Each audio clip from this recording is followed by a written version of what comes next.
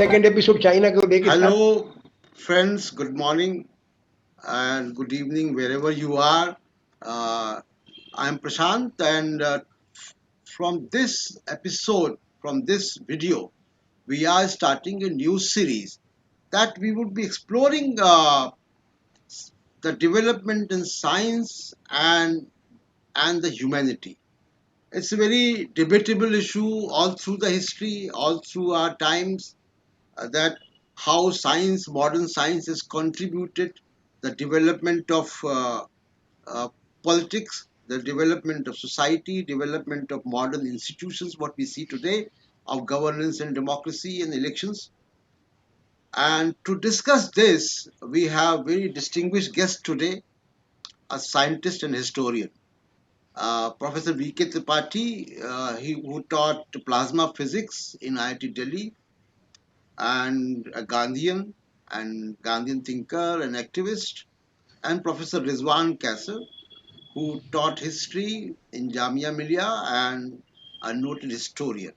And with these two experts, we will explore this question, that how the modern science influenced the evolution of modern society, the politics as we see today.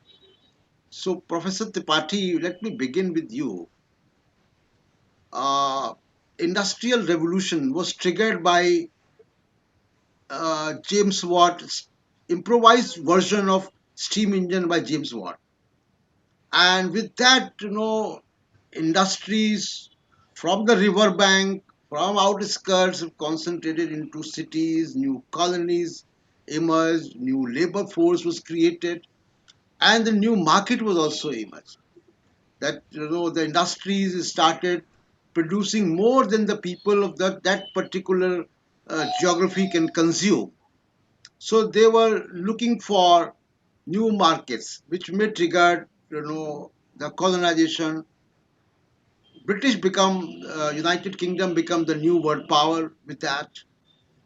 How you see the evolution of mankind of this post uh, invention of steam engine and the subsequent developments like industrial revolution. Oh, thank you very much, Prashant. I'm very happy that this series is being started because I consider science to be a double-edged weapon. It has been an instrument of slavery or imperialism and colonialism, as well as it has been an instrument of liberation. And 1776 is a very crucial year when the improved version of steam engine was built by James Watt.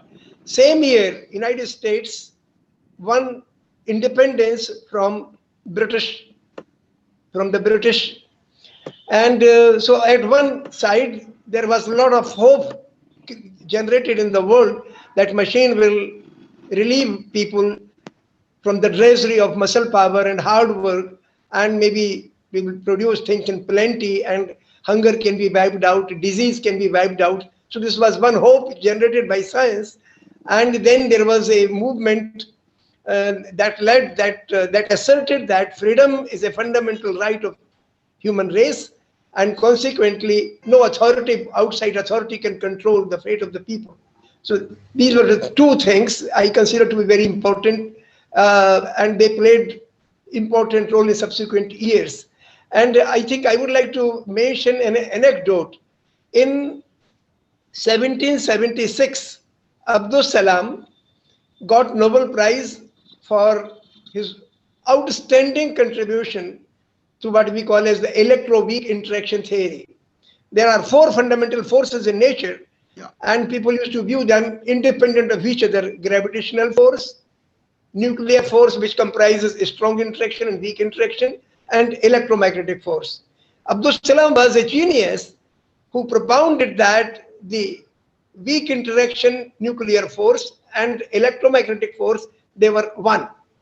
And he got Nobel Prize. So he was invited at the University of Maryland to give his talk. And the hall was, actually two halls were separated by a movable partition. So the crowd was so huge that the partition was removed, but still people were much larger in number. So they were standing outside on the aisles and on the windows, and that comprised many members of parliament, journalists, and very prominent thinkers. And Abdul Salam began his talk by saying that in the 12th century, an Afghan traveler, though he was originally from Iran, Al-Baruni came to India, Yeah. and he observed a few things, and he wrote that at that time science in India was fairly advanced. Then he mentioned two other people, one belonging to Egypt, a Hmm. historian, and said that science in Egypt was also fairly developed. And then he mentioned one person from China, that science in China was also developed. Then he says that in the around 15th or 16th century onwards, the center of science shifted from these countries to Europe. And in the 20th century, it shifted from Europe to America. So science is not a property of only one country or one community or one race. It is a common endeavor of entire human race. Yeah. And to this, when I talk to my students, I always mention beside these things that science doesn't grow in vacuum. It requires an institutional basis. Had there been no university, Newton would not be able to do his science. Yes. Einstein would not be able to do his science. So institutional basis is required, and then to feed the scientists, to support these institutions, the farmers, the workers, the working classes contribute. So it's a common endeavor of the entire human race, all classes and communities So, that lead to science. Professor So this Tripathi, is one we, thing I wanted to yeah, mention. yeah. Now let me talk about the steam engine. What it did. Prior to steam engine, Indian economy was based on agriculture and cottage industry, particularly the textiles. India was on top in the world.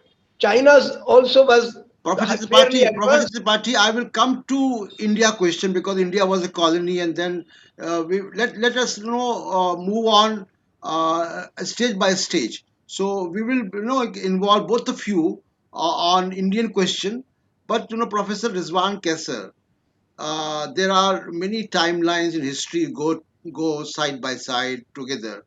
The development of science in one timeline, and then development and evolution of certain kind of politics, and the business model and economy on the one side. How do you see these lines overlap each other, and do the scientific developments impact the politics of that period? How industrial revolution impacted, coming a specific question, how industrial revolution impacted the politics of Europe and evolution of democracy, as you see. Uh, like we all have been hearing since our childhood, necessity is the mother of invention. And a professor of Urdu with whom I had shared a room in the context of a conference, he made another interesting observation that sometimes invention becomes the mother of necessity. Yes. And he gave the best example of mobile phone technology. Yeah.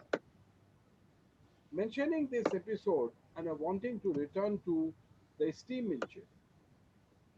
Steam engine was not an ordinary machine innovated, improvised, and put to great use for industrial production.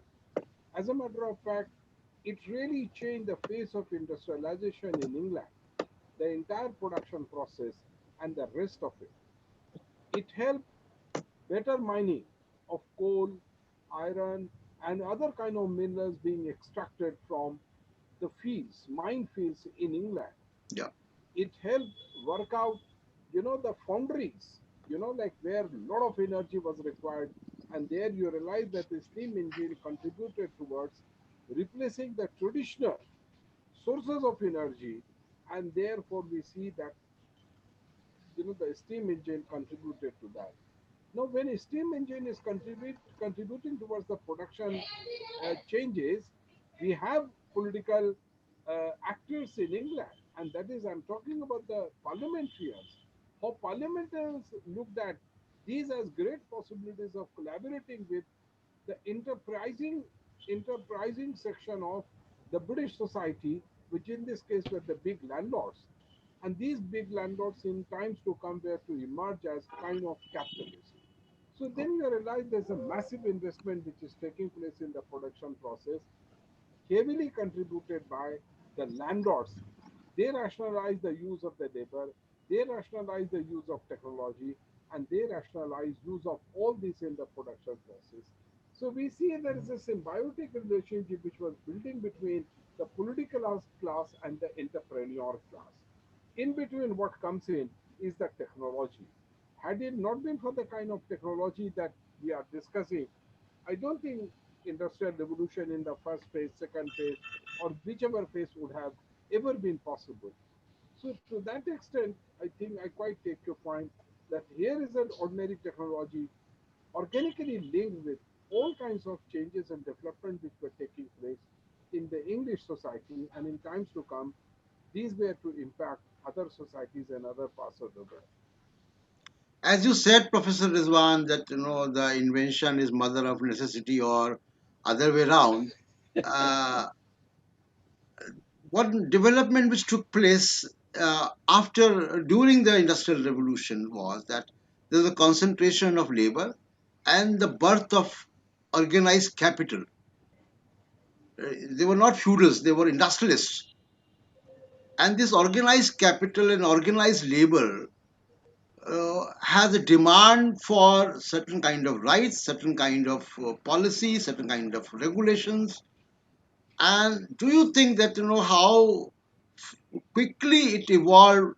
It realizes the world realizes the demand for having labor rights, having civil rights, and then finally it culminated into something a larger structure of democracy, of running the state and the power that be. I mean, what is generally recognized, Prashant ji, is understanding of and making sense of the political economy. Whatever developments and changes that were taking place in the realm of economy had a direct bearing on the politics. And vice versa, the developments which were taking place in the realm of politics had a, had plenty of bearing on the kind of changes that were taking place in the production process, induced by new technology, continuous innovation in technology, and making use of this innovation in production process. If you look at this, then you realize that England go through the first phase of industrial revolution with some basic technology which were required. Technology in the realm of transportation, in the realm of energy, in the realm of the production of, because if you look at England, leading sector syndrome in the context of England was the textile, and textile became the real booster. Now this everything is organically linked, as I said earlier. Look at the kind of raw material they started procuring from India, Yes. and more production that they went in for, expansion in the production process, and then they knew that they had a market for these readily produced textiles, market in colonies, market in England itself, market in Europe and other parts of the world. And then you realize what is being produced was being consumed. What was being produced was induced because of the changes in the technology. Yes. And all these put together created conditions of emergence of new classes which the society had not experienced so far. And I'm talking about the two new classes, one the bourgeoisie, another the working class. Anyway, they all needed to negotiate their power situation between themselves. And this consciousness became more acute with the coming of Karl Marx. But even before Karl Marx, there were many people who were, socially inclined to understand emergence of the labor force, their living conditions, and possible improvement in their living conditions so that they had better protection in terms of pay, living conditions, working hours, whatever. Yeah. So in a way, then you realize that every block was interlinked with another block, and all these blocks put together created conditions for the the first phase of industrial revolution as well as the second phase of industrial revolution. Yeah. I will come to you, Professor Rizwan, on the question of the emergence of new political idea in Europe, uh, vis-a-vis, the industrial revolution and the new economy. But before coming to you, Professor Tripathi, industrial revolution also given birth to colonization, as Professor Rizwan was mentioning that the industrial nations needed raw material, resources, natural resources in abundance, in large amount, and a market, because consumption, the kind of production taking place because of the new technology, the production was far beyond the consumption levels of those market where the industry belonged. And one of the victims of this was India, because India became colony of British. As you were saying about India, that India before British uh, was ruling the world economy, was before industrialization was ruling the world economy. We were having one fourth of the world GDP belonged to India. There certain products were exported from India, and then British came. British exploited the raw material. The British exploited India for their markets, as their markets. How during the colonial period, uh, India's social movements and the political movements started with the British exploiting Indian people with all around. I think science evolves through institutions. Unfortunately, India, before the British, did not have that kind of institutional basis for science education. Yes. It had a very strong basis for cottage industries, and largely people would learn from their ustad. So it was an apprenticeship through which people learned and they developed skills, technical skills. But as far as modern science is concerned, which I consider to be begin with Newton, who formulated laws of motion, and then things became very quantified. So that analytical approach to science that was mandatory for the evolution of modern industry was somehow had not grown in India or China at that time. But when the British arrived here, because British conquered India, East India Company started their reign in India, over India, from 1757, which is about 20 years prior to steam engine. And when the steam engine started building textile factories or mills in UK and European countries, then actually at that time a reasonable government would encourage science education in India. But rather, if you really look at the early part of first 100 years of British rule over India, it was very regressive. It was taking India backward in terms of education, in terms of social relations.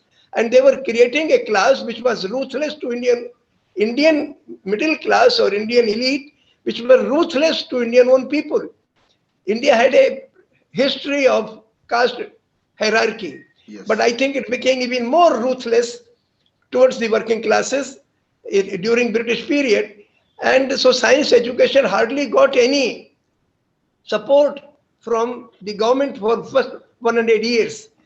And during this period, because the cottage industries were suppressed, particularly the textile industry was suppressed, and farmers were forced to grow indigo and opium and those kind of things.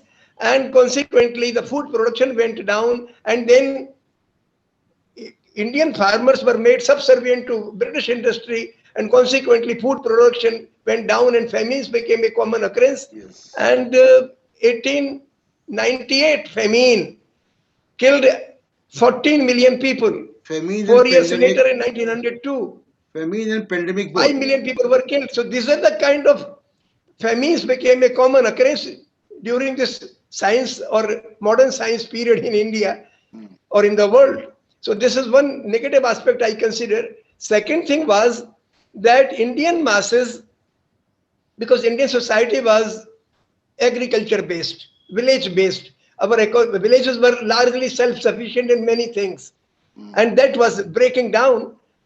And it took serious efforts. So when the ruthless exploitation by the British was going on in the country, some reformist movements also came up, especially after 1857, when the first war of independence was fought, and it was then the British came back, and two things started. Sir Sayyid Ahmed, for instance, he realized that modern education, especially science education, is important. Many others also realized, and British also realized that India cannot be ignored. Science education cannot be ignored for long because there is consciousness in Indian society to go for science education. Many people from India were going to England and they were exposed to modern science there. And actually, one good thing that the science did was it spread the education in England, in European countries, and other countries because they wanted trained manpower for industry, and consequently the base of education was broadened. And not only science education was spreading, education in economics, education in history, education in social sciences was also evolving, and consequently people were questioning the impact of science. They were condoning the positive impacts, but they were criticizing the negative aspects. Like Rizwan Saab just mentioned about Karl Marx, I consider the major contribution of Karl Marx to apply the scientific methodology, the scientific principle, and analyzing the surplus value. And when he put forth surplus, the concept of surplus value, people started quantifying exploitation. Dadabhai Naoroji in India, for instance, he analyzed the impact of British rule over Indian economy. And that was so profound that that motivated a lot of people educated in India as well as Indians getting education in England, that the urge for freedom grew. Yeah, So I we consider will, yeah, science to have a very positive impact in terms of education that led to the urge for freedom evolving. And yeah, I think American experiment was also there because America had got independence from Britain in 1776. So many people, they learned some lessons from United States also. yes. And I will come to you again on how this idea, political ideas imported from Europe, and how it contributed to our freedom struggle and shaped the idea of freedom struggle and shaped the idea of the modern India which we live today. Professor Rizwan Qaisar, uh, see, as you're mentioning, the Karl Marx, the idea of the labor as a political entity. There were other ideas was also flourishing during those times, post-industrial revolution in Europe, and that gave birth to the modern state as we see today, the nation state, and the modern military, which of course gave the two world wars. But keeping aside the world wars, for a moment, how this idea of nation state and other political ideas were taking place in Europe post industrial revolution.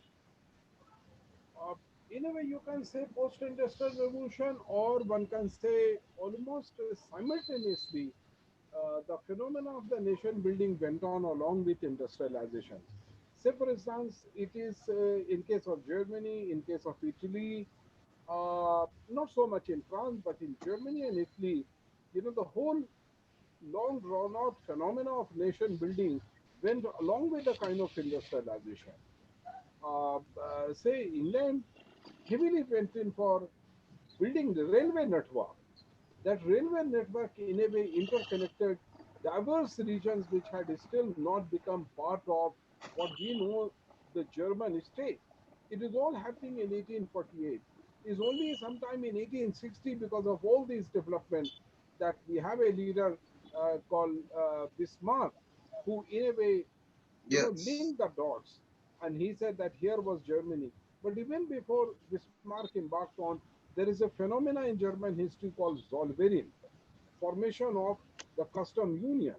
The custom union was built on the possibility of exploiting industrial production, but before exploiting it fully, they wanted to interlink diverse regions into one economic, like entity in order to maximize the benefits so that labor from one area could move to another, technology could be transported from one end to another, and there could also be free movement of, goods and services. And this, in a way, facilitated the process of Germany emerging as a sovereign nation. And before that is, kind of part of the Holy Roman Empire, and then beginning to emerge as independent German state. By 1871, Germany had really come of age and had the opportunity of declaring itself as having arrived as a sovereign nation in 1871 in Hall of Mirrors in Paris. And here we have arrival of Germany. So in a way, if you look at Italy, you look at other European countries, then you realize that the nation building phenomena happened simultaneously with industrialization. And industrialization was possible because of availability of technology and continuous evolution in that particular technology. So somewhere the leading sector syndrome was textile. In case of Germany, leading sector syndrome was railways. In some other countries, it was something else. Steel. So that way, industrialization is directly linked with the nation building phenomena in the context of Europe. It can't be said to be universally true about everyone, but in the context of Europe, certainly we can definitely see this picture emerging. Oh. Professor Tripathi, you're mentioning about the freedom struggle. So as we see, the lots of majority of our uh, freedom fighters, especially the leaders of Congress, they were all Western educated, including Mahatma Gandhi, Jawaharlal Nehru, Dr. Ambedkar, Patel. So how this Western education, industrial revolution, in a way, it has one fallout that India became colony. The other fallout is that India was also exposed to the modern political ideas. Very true, very true. So I think we owe this positive aspect to positive contribution of science that is spread base of education, and a lot of Indians went abroad, particularly England, and gained education, and then they saw that a fundamental element of education is free thinking, export of ideas from one realm of discipline to another discipline, from science to economics, from science to political science, and so on. So I think that certainly was very helpful in evolving India's freedom struggle. But there were some people like Gandhi. When Gandhi, went to England for 3 years for his studies of law, and in his autobiography, he talks about 20 pages about his stay in England, but only one page he mentions about law, and he says that the only thing that he learned from there was the British law and the French law, and he learned that the law practiced in England is different than the law practiced by the same Britishers in India. And this distinction I could not follow, because law is meant is to serve the purpose of justice, purpose of truth. And how could be the justice and truth be different into different countries? So I think I would not give that much credit to British education as far as Gandhi is concerned, except for this revelation that he realized that the disparity in the follow of law in England is different than the pursuit of justice in India by the same authorities. So, but I think still I consider that overall British education had an impact on our freedom struggle. Lekin, I think a more fundamental question would be the science in the 20th century or 19th century, was it helpful to the Indian masses or not? First of all, as I mentioned to you, that because the science crippled the modern industry or textile industry of Britain, crippled the cottage industry in India and led to famine. Second thing was that it increased immensely the military power of the colonizing powers, and Colonizing. consequently rebellion became more and more difficult and repression became more ruthless. So I think if you really look at the uh, British rule in India after 1857 to 19, maybe to First World War, during that period, besides famines, Indians were subjugated not only by the British elite, but also they had created a class of landlords, money lenders, and officers that were very ruthless. So the foreign elite, in compliance with the Indian elite, they had ruthless exploitation and repression of Indian masses. And they used modern technologies for this purpose, weaponry, then communication, then aeroplanes, then bombings in First World War, for instance. It would not be that devastating First World War unless if they were not bombers, if there were not communication, had not evolved. Similarly, Second World War will not be that devastating had there been no microwaves, had there been no weaponry or no bombings developed. And obviously, the Hiroshima Nagasaki will not be there if there were no evolution of atom bomb.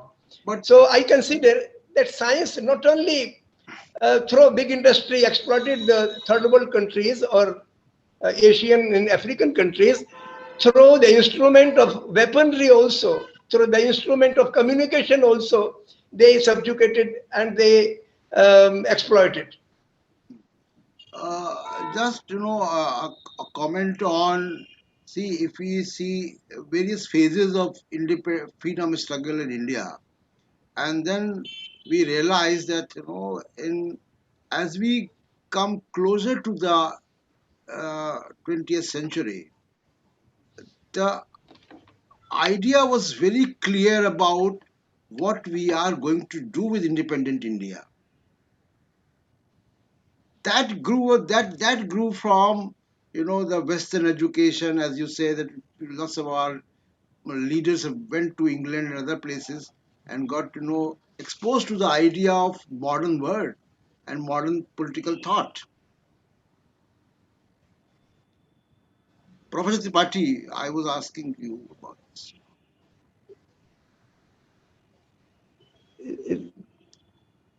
The later There is some phase. communication problem. No, I repeat, Your voice is not clear. I repeat what I was saying, that as we Yes, yes. progress towards the later stages of freedom struggle, we see more clarity in our freedom fighters about what we are going to do with the idea of India. What is the meaning of Swaraj, for example? The issue of fundamental rights and the constitution was not somehow taking shape during the freedom struggle also. So how it impacted the Western education, the leaders who went to England and other countries for education and came back with those inputs. I think I would consider that the modern education in India, certainly, whether you start with the Aligarh Muslim University, AMU, which was yes. Mayo College established by Sir Sayyid, or you talk of BHU and other universities in India, certainly the science education in these new schools had professors educated abroad. And consequently, I would certainly give credit to British or European universities to help growth of science in India. And certainly that has to be acknowledged.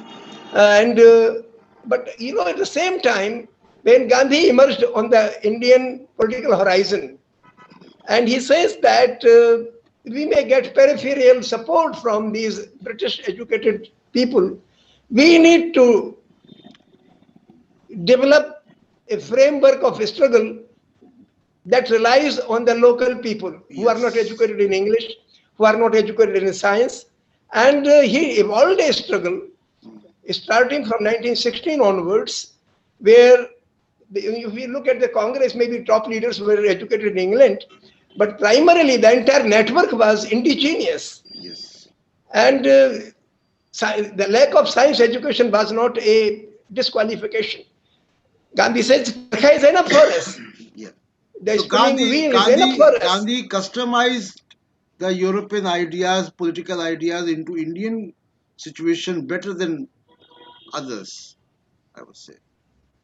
That's true, that is true. So I consider that even today, when we look in perspective, nearly 250 years of modern science, I think still countries must rely on their indigenous resources. Certainly there is interaction. We can go to United States, we can go to England and exchange ideas and learn science from them. Certainly we should do that, because the modern technology, especially the computer technology, information technology, which is evolving in the new centers of science, new laboratories of science in developed countries. We have to accept that. But I think I would consider like 10 to 90. If 10% we have to borrow from elsewhere, 90% we have to exploit our own resources, our own strengths. The capabilities of the indigenous people have to be um, exploited. Professor Rizwan, before we conclude today's discussion, just a final remark on uh, with with with these ideas of modern state evolving. There's another concept which was evolving with the industrial revolution was the globalization.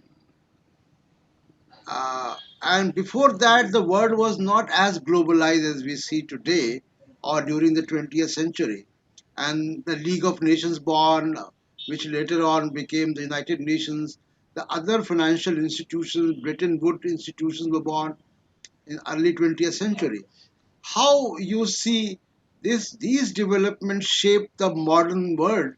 The Industrial Revolution, created a very strong foundation of the world we see today. I mean, well, the kind of network that emerged as a consequence of industrialization in England and industrialization in other parts of Europe, in a way, you realize that their compulsion was such they needed to explore larger areas for the consumption of the industry produce.